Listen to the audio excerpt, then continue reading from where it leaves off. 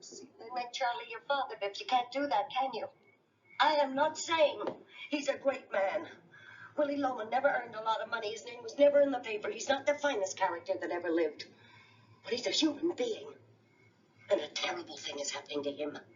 So attention must be paid. He must not be allowed to fall into his grave like an old dog. Attention. Attention must finally be paid to such a person. You called him crazy? Mom, I didn't... Wait a minute. A lot of people think he's lost his balance, but you don't have to be very smart to know what his trouble is. The man is exhausted. Sure. A small man can be just as exhausted as a great man. Charlie, Bernard, Biff, Linda. What about Charlie, Emily? The modern course may be a single character who serves as the author's vehicle for commentary in the play she's quoting, as well as for exposition of its subject, time, and setting, and the description of events happening off stage. This character, quote, stands apart from the action and by his comments provides the audience with a special perspective, often an ironic perspective, and they hint down below, also a collective one, through which to view the other characters and events. That's from Abrams and Harfum, of course. Charlie, Willie's neighbor, represents a truth, Emily continues, that Willie is in denial about, such as his own and his son's success and achievements. Well, Ruth Ann concurs. Quote, Charlie represents a realistic and grounded view of the world. He provides the audience with a different perspective apart from the main action, a realistic outlook on life. That last part was from Carolina. Emily, quote, Charlie even goes as far as trying to bring Willie back to earth in a blunt way by asking him, Willie, when will you grow up? And Jerome adds, Charlie's words provide an ironic counterpart to Willie's dreams because they show the personal connections and likability. These aren't enough to achieve success. Charlie indeed provides a, quote, special perspective, faith avers. Quote, through him, the reader is able to see Willie's misdirection in a more sympathetic and compassionate manner, different from his family's pity. He often conveys genuine kindness rather than the competitive mentality that Willie looks up to. I think that's very important. What about Bernard, added in with Charlie, father and son, like father, like son? Alyssa, quote, both of these characters definitely offer commentary regarding Willie's idealized version of success. Emily adds, Bernard, Charlie's son, also represents the same honesty by trying to get Willie to see his sons will end up in the same narrow-minded ideals. Ruth Ann, Bernard's simple question, what happened in Boston, Willie, stops Willie and forces him to confront his emotional truth about Biff. In Carolina, he, quote, forces Willie to confront the moment that ruined Biff's future. Quoting the introduction, Amanda sees Charlie and Bernard as the chorus next door. Next door, in the form of C&B, is another version of the dream, a version turning not on self-delusion and an immoral drive for success, but hard work and charity. I would argue, Amanda, that that's not a dream. You know what I'm saying? It is another version, another definition of success. But I don't know that it's as dreamlike, according to the our sense of how fantastical is the American dream that Willie articulates. But he allows readers to notice his life successes rather than the tragedy surrounding it. And that's Juana. Well, good job. That's all I can say. And Charlie and Bernard, not always Charlie and Bernard, certainly Charlie alone, got the won the competition, as it were, if we're going by just numbers. Okay, but that's not to say that we did not have some eloquent attempts to position Biff as the choral presence in the play. Emily, Biff tries to make his father see, I'm nothing, Pop. Can you understand that? There was no spite in it anymore. I'm just what I am, that's all. Like Charlie, Biff is trying to bring his father back to reality and stop feeding his dreams. And yeah, you see the question here. Well, I'm about to get into this business about personal involvement, which I think is very important. But even before I do, right, you know, his if Biff is just another version of Charlie, right, and he's just articulating this sort of speech. I mean, at that point, some very interesting things happen with respect to our sense of a kind of collective. I'm getting into this down below. Everybody in the play constitutes a chorus. Everybody who's not Willie himself, right? And almost everybody in the play but Willie himself was chosen by at least one of you as a good candidate for the choral position. Let me just mention that the chorus tends not to operate that way. And I don't know that just by simply opposing the absurdity of Willie, okay, you are in fact taking that step into the choral sphere. And we'll get into that a little bit as we proceed here, right? For any number of reasons that I think will become clear soon. Here's the question that I'm actually asking on the, right here in the PowerPoint film. Is Biff too personally involved in the action to be properly choral? Biff is representing a product of the broken American dream. Okay? And this is again Emily. Exactly. Upset as they become now and then as they watch the action unfold, check out Antigone's chorus. It's not been arrested or otherwise coerced or compelled or broken in any way. They stand apart in a way that Biff clearly does not. He's more like Haman than he is the chorus. You know, he's part of it. He's afflicted by it. And he can't really give an objective position. He is so constituted by the end of the play by his opposition to Willie's nonsense, as he sees it, that you get the feeling he might throw out the bath with the baby with the bathwater. You know, that his opposition to any sense of an ambitious project moving forward, you know, he seems, as you say, Emily, broken and unable to constitute himself as an alternative to Willie, as opposed to Willie's sheer negation, right? Now, Logan added, choral characters are often described as characters that give a different perspective. Abrams and Harfin believe that choral characters, quote, represent the point of view of a community or a cultural group, and so provide norms by which to judge the other characters and what they do. They do so by way of the comments they provide the audience. Well, it's hard to call Biff's angry takedown at the end of the play commentary. It's just a reinforcement of the previous point about Biff. In commentary, we offer remarks on something. We're not a part of that thing. Otherwise, nothing we say would not be commentary, other than maybe imperative commands and reactions to them. I'm going to repeat that. Otherwise, I mean, if every time we offer remarks on something, okay, we're offering commentary in a choral variety, you know, we couldn't talk about anything without being a chorus. Everybody would always already be a member of the chorus. And I think that when we think of the chorus, we think of a position occupied that's a little bit more special, a little bit more unusual, and a little bit more disengaged, I believe, right? You can make comments, you can offer comments on somebody's situation, for example, Willie's, right? And they can even be lucid comments, but that doesn't mean that you're a member of the chorus. That just means you got it right in this particular moment. You're still caught up in the action. Any more than Haman is the chorus, right? Or Haman is the chorus. He offers some very lucid comments on Crayon and Crayon's absurdity. That doesn't make him a member of the chorus, okay? There's more required for choral membership. Does not Biff represent an alternative view of the dream that crops up inside the family of which he is a part? This is a way of restating the point I've already made. He provides a passionate, personal negation of the dream rather than a fairly dispassionate external view by those who have never really shared it. And a good example would be Charlie. Faith says, quote, since they were his sons, I saw his shortcomings from a different angle. Good, yeah, again, true. But choral membership appears to depend on something more than simply not buying into the dream and saying you don't buy into it and saying how stupid it is, right? Otherwise, everybody but Happy would be a member of the chorus. Faith, again, moreover, I think Biff especially can be seen as a choral character for when he put the rubber pipe on the table in front of Willie. Well, Faith, I'm going to praise your observation of this detail because it's an excellent detail to bring forward.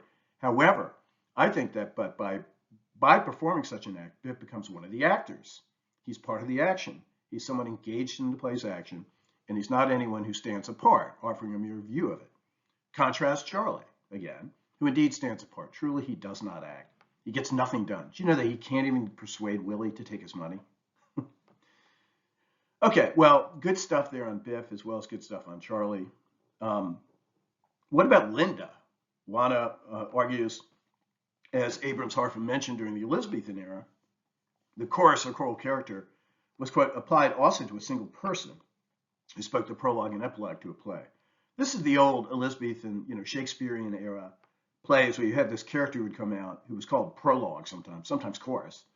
And he would come out and, not always, he would come out and he would give this kind of overture to the play and kind of set the scenes and whatnot. And a lot of people saw this figure as an Elizabethan era, Renaissance era holdover from the ancient chorus convention, right? Well, I don't know that Linda, in the end, should be considered centrally choral, but I think this was a very nice point that Juana's making here, okay? Because in referencing Linda's position at the opening of the play as well as at the ending of the play, it's kind of interesting, isn't it? That, she's the last one speaking, she's the first one speaking. I think it's very interesting and very curious that Miller would do that because obviously he knows his Antigone and he knows his Oedipus Rex and he knows his his ancient Greek plays, and he also knows his Elizabethan plays.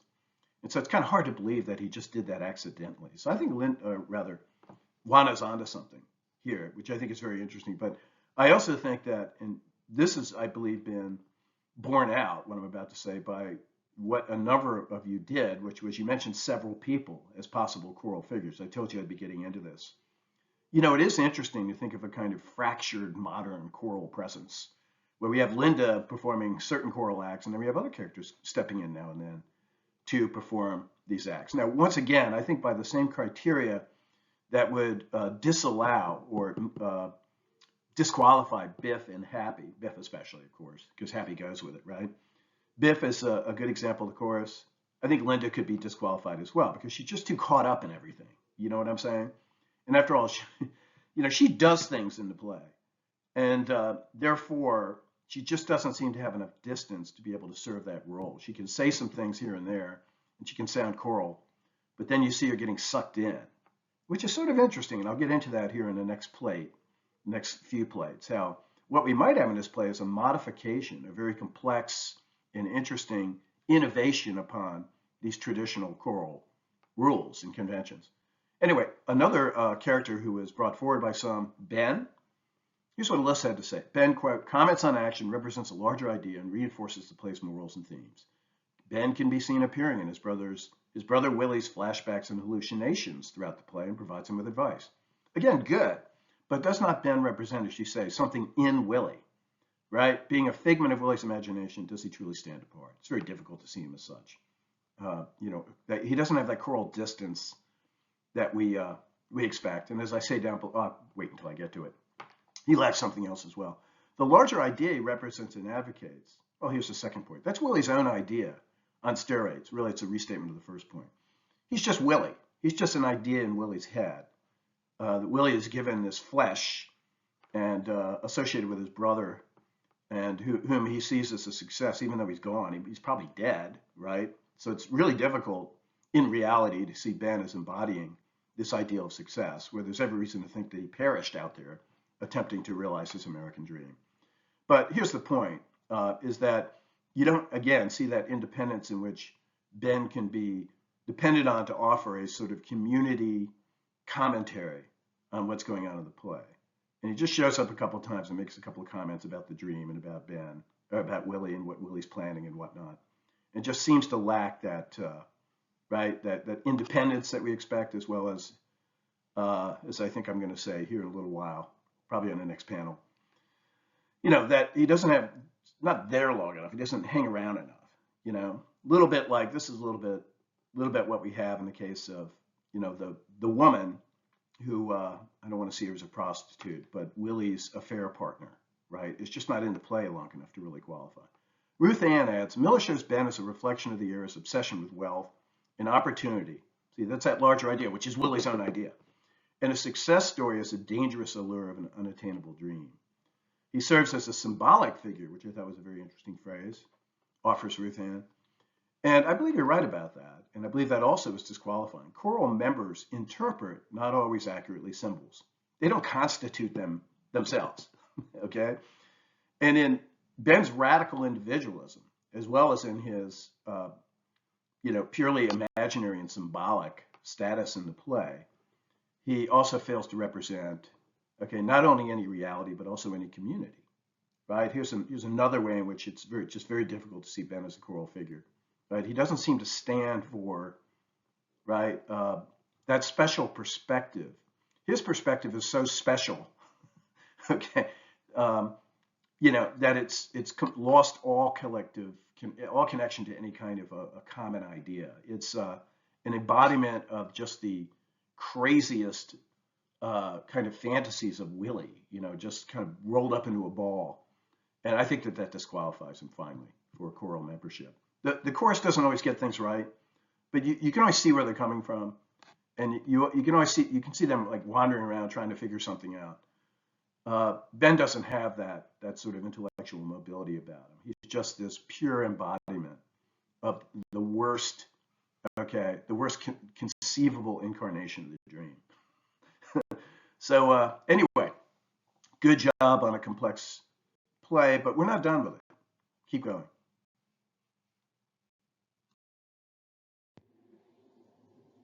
Okay, wait a second. Time out. Let's just take a moment here, okay, to make an important point. Of course, to have your chorus or choral character affect the hero's actions at all, is that not to do something innovative? Isn't it a stretch? Isn't it to stretch a rule of the genre? Isn't it to modify a convention? I want to introduce this notion of a literary convention, and we're going to be talking about this a little bit below, right? It's been said that the chorus, which sees Clytemnestra in the play Agamemnon, which is one of the great Greek tragedies, it's been said that the chorus in that play, which sees Clytemnestra, knife in hand, approach Agamemnon as he sits in his bath, is not allowed to warn him. Okay, bearing witness to what's about to happen, they're not allowed to rush in and save him. It's just against the rules. Choruses can't do things like that.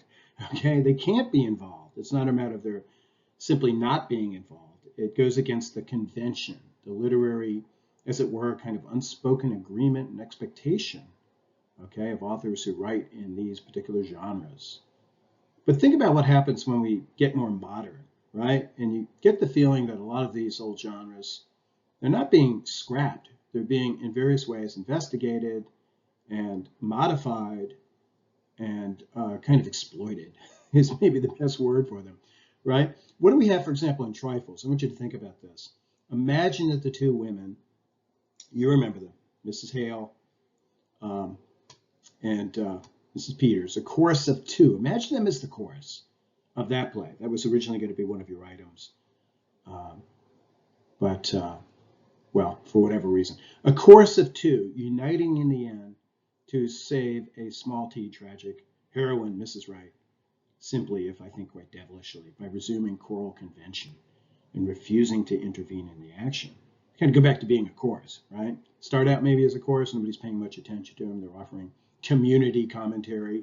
You see the men there in the, on the scene early on as constituting a kind of competitive chorus, a rival chorus made of the men, which I think is a very interesting way of reading the play, right? Maybe with the possible exception of the district commissioner, right, or the DA, as it were, who was actually doing the investigating, right? It seems a little bit too involved, but the other two are just there to kind of offer statements, right? The women seem to be that as well, and you can imagine the play continuing with the two of them kind of falling into the background and showing up now and then to offer comments, to say this, to say that. But in fact, we see them take the stage, take center stage. Mrs. Wright is off stage. Tragedy is off stage. And we have this kind of subsection of tragedy, which features choral characters, if you will, right? Who, in fact, to the extent that there's any action in the play, they're the ones who act. And there's not much action in the play. I mean, all they really do is look in a bag, find something that's dead, and decide to leave it there, right? Even as they comment upon it. Let me reread that sentence. Resuming choral convention, this chorus of two, uniting in the end to resume choral convention and refuse to intervene in the action, which they could have done by presenting the dead bird to the men, even as they comment upon it, okay? Even as they, throughout, and I think even at the very end, are commenting upon the action. They, at the end, could, that's consistent throughout, but at the end, they could go back to just a commentary, right? Just the function of commentary is their only function at the very end. And you can see this as a devilish bit of fun. The topic isn't fun, but aesthetically, you can imagine that a glass bell is, in fact, doing some very interesting things here that are fairly playful in their own way, okay? So here's a generalization. Modern plays monkey with a convention. It's a pretty simple point, but I think it's a good one, right? And one that's very worth bearing in mind as we try to understand literary history and try to prepare ourselves to be English majors whose careers are going to be investigations of literary history. Modern plays monkey with the conventions. These long established rules of the genre get played with, monkeyed around with by moderns who want to write something like a tragedy, right? But don't feel that the old style, the old form is precisely fits what they're up to. Note how they do not, here's an important distinction, Note how these modern plays do not reject or ignore those conventions, even if they do not venerate and obey them. They don't reject or ignore them.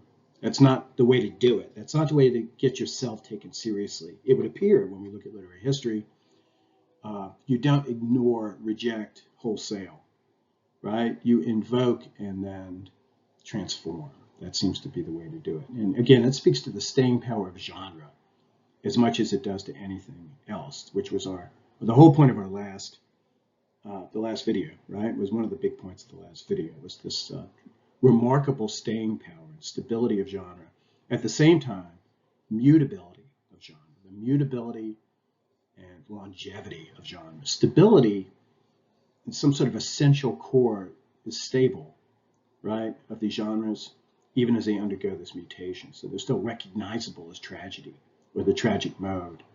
But nobody would say that that's a Greek tragedy when you read Trifles, or you read Chekhov, or you read this play.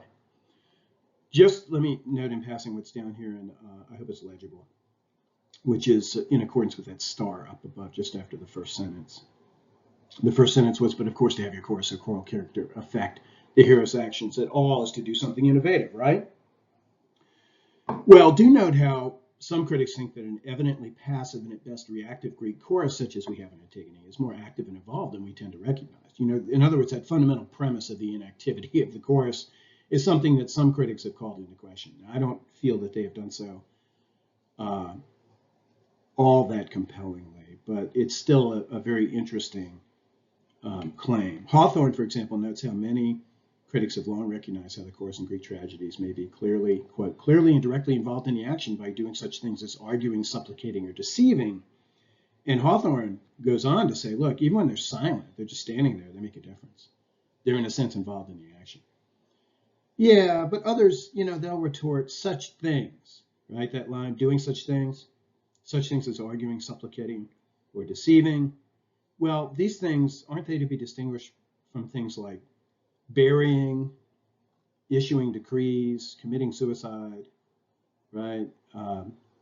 Drawing your sword on your father, as Hymen does, right? I mean, there's certain actions that are really actions. Then there are other actions that are kind of like if you stretch, you know, when the Greek chorus wants to get into a discussion about with Crayon about the lawfulness of what he's doing, okay? And they end up celebrating some of the things that some of his premises and whatnot. Is that really action at the same level as what Hymen is doing when he draws his sword? So, you know, you have an argument about this. You have a debate on this whole question of whether that convention, as we recognize it, is really there, okay? But I think the consensus is that there is a difference between what a choral character is doing on a stage and what a non-choral character who's involved in the action is doing on the stage.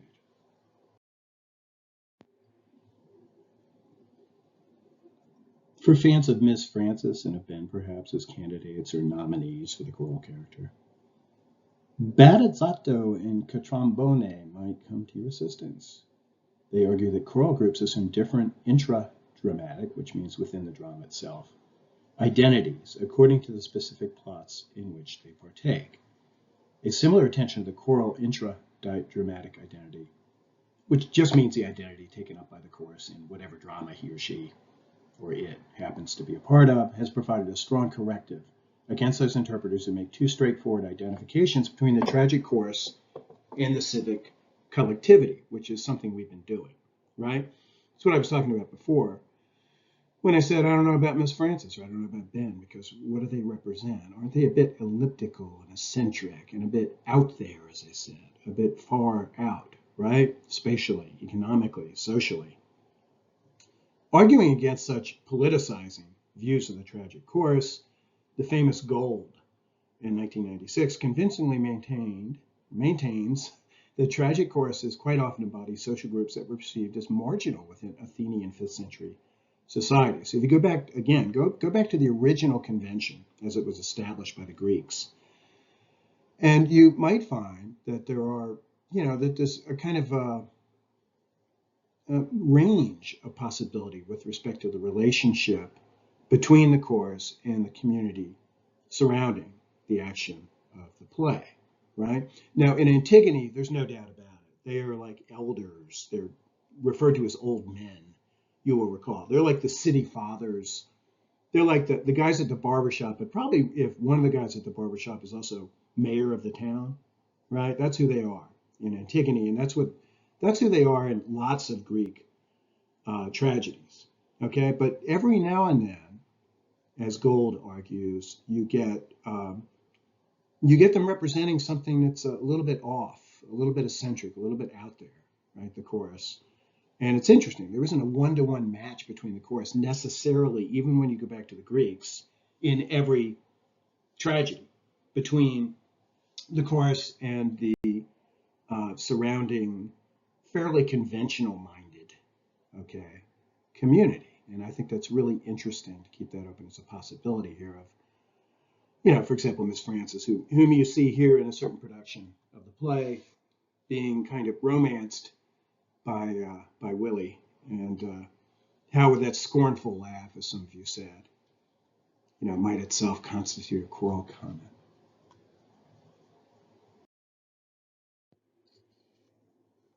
Where we've been heading this whole time is towards a concept, or a notion at least, of the literary convention and the power of conventions. I think this is no surprise to you, if you're still with me. To quote the Abrams and Harpham glossary, they have a wonderful, wonderfully helpful entry on this question.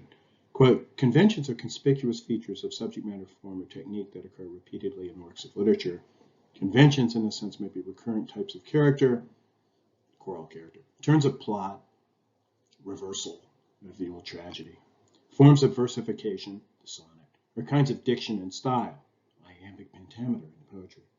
Stock characters such as the Elizabethan braggart soldier, or the languishing and fainting heroine of Victorian fiction, or the sad young men of the lost generation novels of the 1920s, were among the conventions of their literary eras. And it's interesting how that Elizabethan braggart soldier is still around. I mean, look at, I don't know about Band of Brothers, but look at, for example, Saving Private Ryan, and the character played by Edward, I almost said Norton. What's his last name? You know the guy I'm talking about. He plays the guy with the big gun who complains a lot. And he might not be the best example of the braggart, but I think I don't know, Saving Private Ryan, maybe it's the you know, the character is the sniper, right? But you have these conventional figures who are still with us, right? Who were introduced a long time ago.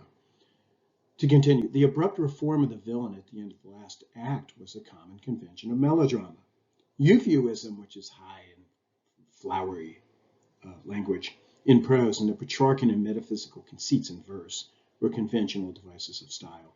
It is now just as much a matter of literary convention to be outspoken on sexual matters as it was to be reticent in the age of Charles Dickens and George Eliot. So these conventions do change.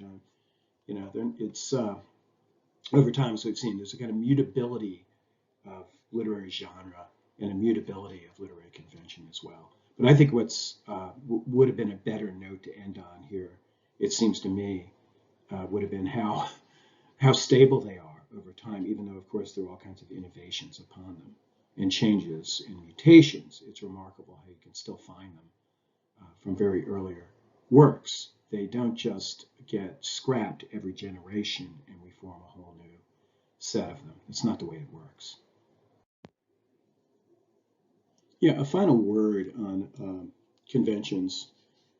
You associate the word convention probably with the adjective conventional, which is not necessarily a term of approbation. When I think of very conventional people I know, I tend to think of them as fairly shallow people. They just observe the rules, and they do what they've been told to do, and they do what they've been taught to do, and they don't innovate, and they don't invent. Okay? Here's what Harpham and Abrams have to say on that topic. Quote, invention was originally a term used in theories of rhetoric and later in literary criticism to signify the finding of the subject matter by an orator or a poet. It then came to signify innovative elements in a work in contrast to the deliberate imitation of the forms and subjects of prior literary models.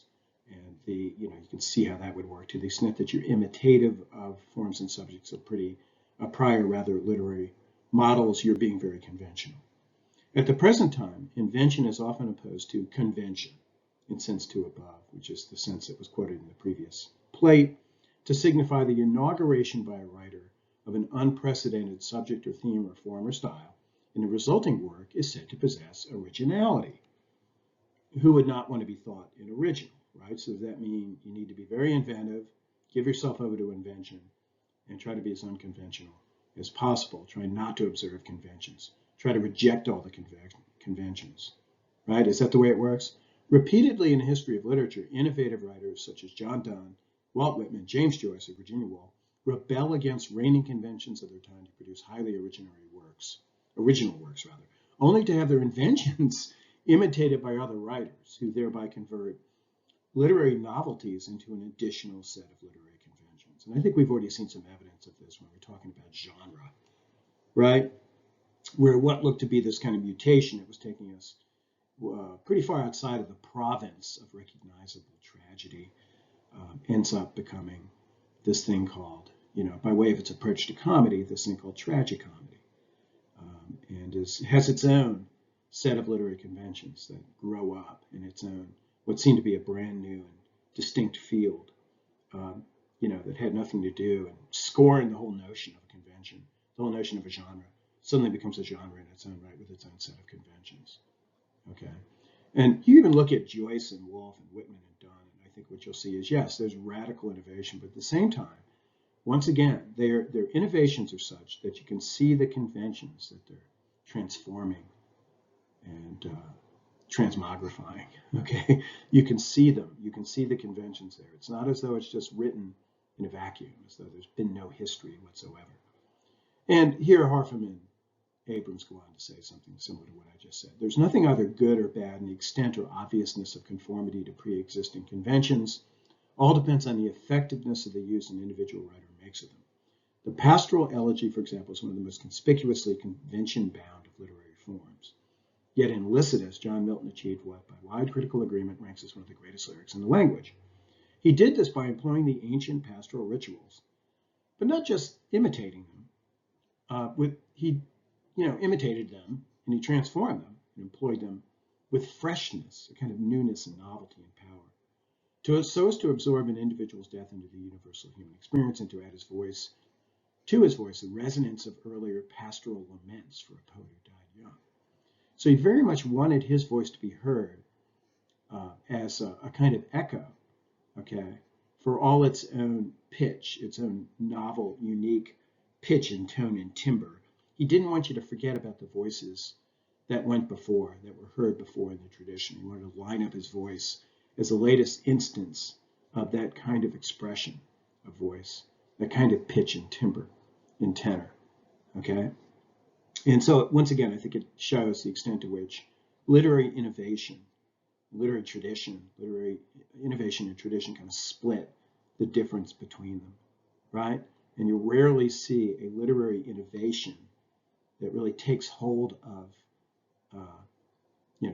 us and becomes powerful, okay, and becomes compelling, right? Except by way of its own, well, by way, number one, of the fact that it's, or the degree to which it itself gets imitated, therefore showing the power of imitation, the power of convention, or by showing that, or rather, you see it in its power by the degree to which, in fact, it participates in this kind of tradition and does not forget previous literary conventions, okay, even as it innovates upon them.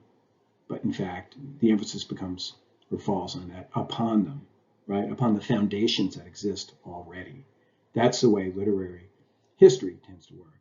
Now, this video has been going on long enough, so I'm going to let you go at this point. Just to mention that Trofimov, okay, who a picture of whom Ethan Hawke. You thought it was Ethan Hawke. No, that was Trofimov in the last plate. Okay. Those of you who responded to the Trofimov prompt will have a separate, not a video, but a separate little item devoted to what the good work that you did. Okay, so farewell for now.